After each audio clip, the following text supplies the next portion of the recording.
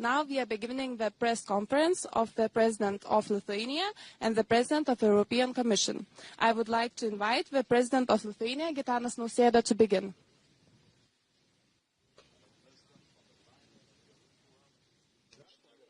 Ministers, ladies and gentlemen. First of all, I sincerely thank you, Madam President, for coming to Lithuania today and visiting our border with Belarus, the external border of the European Union. Your presence here is a powerful signal of European solidarity. It demonstrates that the security of Lithuania is the security of the entire European Union. Today's meeting clearly demonstrates our shared commitment to defending the eastern border of our Union and to strengthen the resilience of Europe as a whole. Lithuania, together with Latvia, Estonia, Finland and Poland, stands at the front line of this effort. Our task is both urgent and long-term: to deter threats, to strengthen resilience and to secure borders in Europe.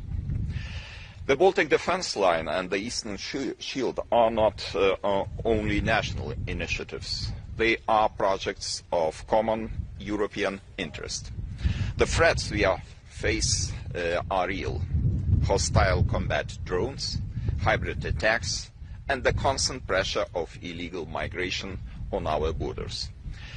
The SAFE instrument provides us with the means to respond. Lithuania's estimated needs amount to 8 billion euros, investments that will strengthen our national defense, fortify the Baltic Defence Line and support Ukraine. We also highly value the Commission's initial proposal for the multi-annual financial framework, which foresees substantial financing for security and defence. We encourage maintaining this ambition across all EU instruments. I would like to underline the importance of military mobility. The swift movement of military forces and equipment across EU member states is critical. We welcome the Commission's proposal to significantly scale up financing military mobility in the next EU MFF and its ambition to further improve regulatory and procedural framework. We also discussed Ukraine. Security guarantees for Ukraine are indispensable. Military assistance must be increased and sanctions against Russia must be strengthened.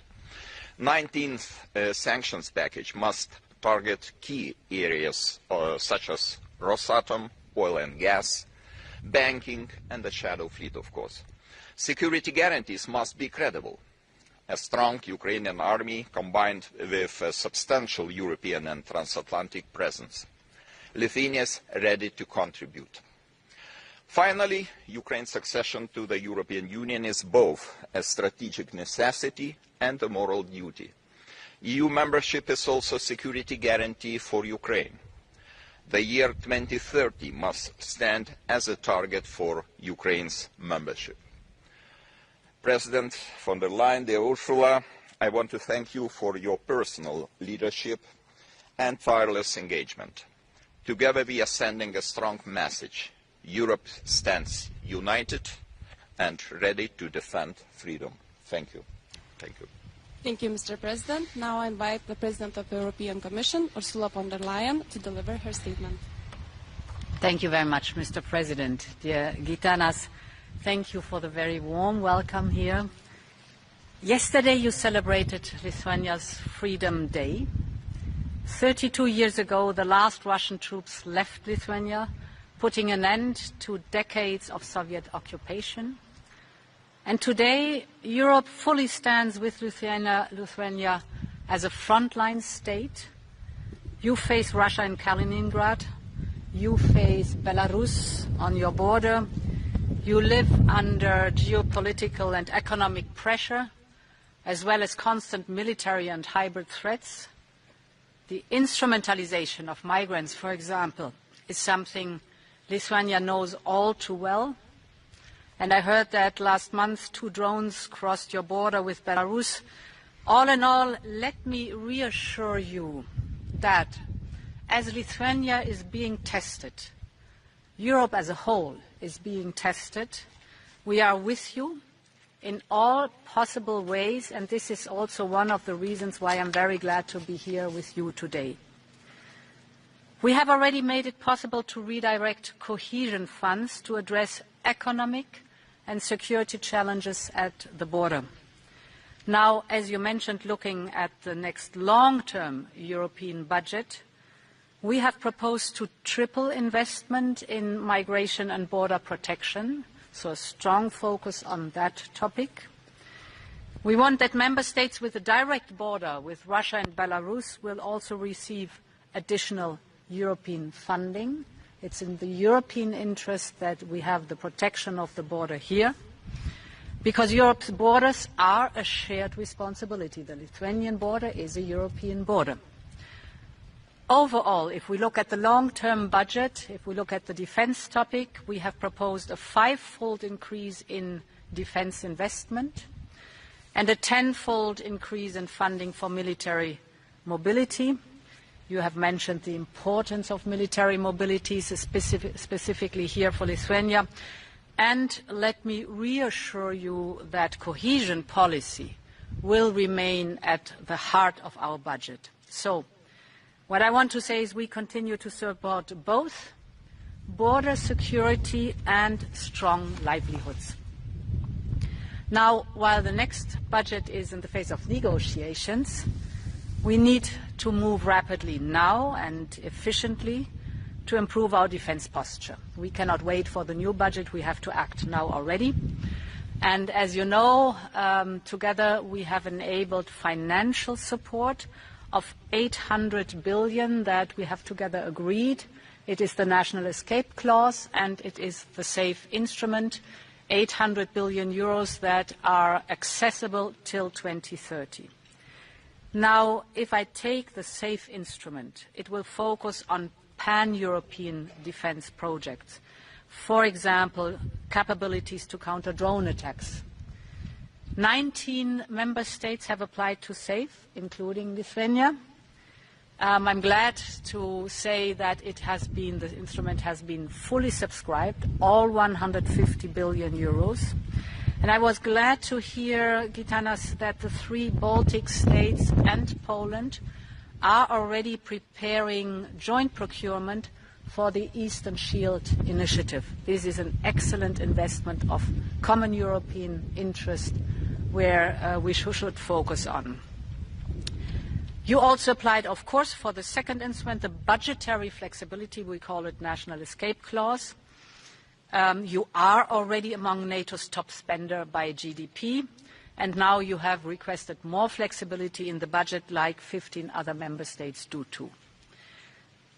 Finally, it is important not only the funding, but also the implementation of the funding, and that we have a coherent approach. Therefore, we will present in fall to the European Council a roadmap about what is necessary to strengthen our defense posture, what are our gaps, what capabilities are needed, what are our milestones, what are our targets, because we know only what we can measure really gets done finally. Dear Gitanas, having broken free from Soviet oppression, Lithuania deeply understands Ukraine's fight for survival. You have been a staunch supporter from day one on, and I want to thank you for your support and the generosity towards our brave neighbor. This includes also your new plan to allocate 200 million euros more to the Ukrainian armed forces as announced last week. This is excellent news.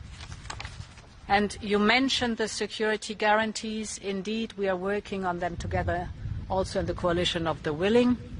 Important is the first line of defense of security guarantees for Ukraine in peacetime is a strong Ukrainian army, well-equipped and experienced army. The second line of defense would be a multinational group from the coalition of the willing with the backstop of the Americans. And the third important line of defense is our own defense posture. Of course, I want to mention, you can also call a security guarantee membership in the European Union for Ukraine. So this is the whole package we are together working on here. Dear Gitanas, today I'm here to reaffirm Europe's indefectible solidarity with Lithuania, because Europe needs a strong Lithuania to protect our borders and our people. I know that Europe can count on you, and I know that I can count on you and the Lithuanian people personally. Thank you very much. Now we have time for 2 questions. I invite you to approach the microphone to introduce yourself, ask a question, and tell to whom you address it. Hello, Stepaulauskaitė, news agency Alta. A question for President of the European Commission.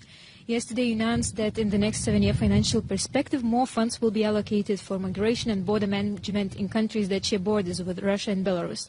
However, those are long-term plans. So what can the European Union do now, considering that the threats at the borders are growing and evolving? And I'm referring to the upcoming Zapad military exercises and several recorded cases of drones flying into Lithuania from Belarus. And one more question for both. What can Lithuania expect from the European Union? Yeah. As you rightly said, the long-term structural answer is the new modern budget. And as I've explained, we put a strong focus on defense and border protection by drastically increasing the funding. But of course, we have to act also now. And 2 instruments that are at our disposal for defense and border protection right now is the SAFE instrument, and for the member states nationally, the national escape clause.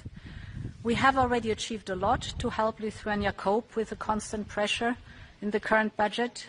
Lithuania has a 357 million euro EU program that is dedicated for border management and visa policy. We have implemented it, or we have agreed on it in 2021, and since then we have on a regular basis added money to it. For example, to boost surveillance capacities, tracking the trains.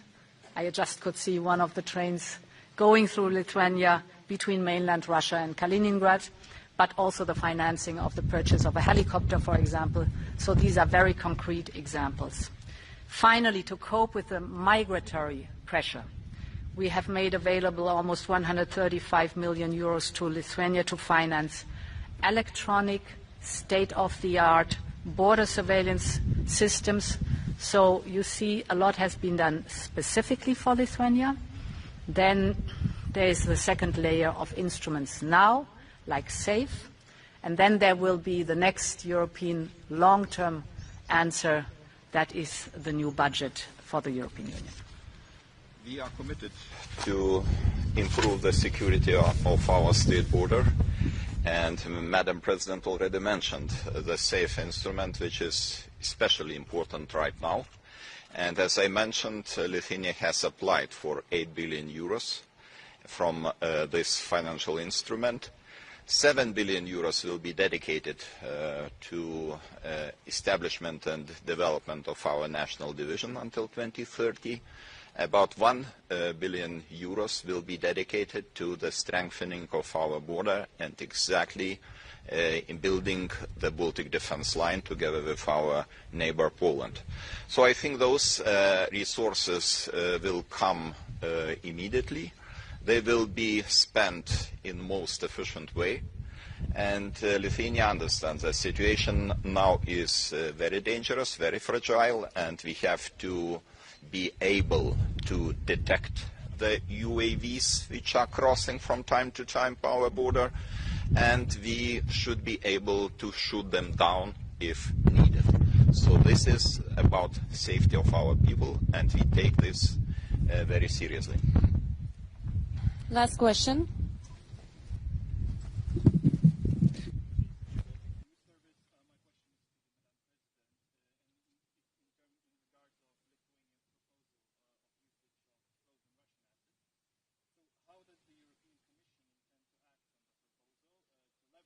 frozen Russian central bank, or within.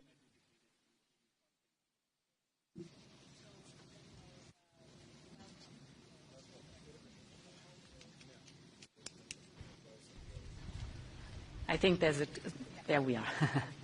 So we welcome the Lithuanian proposal. In general, as you know, what we do right now, we take the windfall profits from the mobilized assets and we directly channel them to Ukraine, either for defense matters or for reconstruction matters.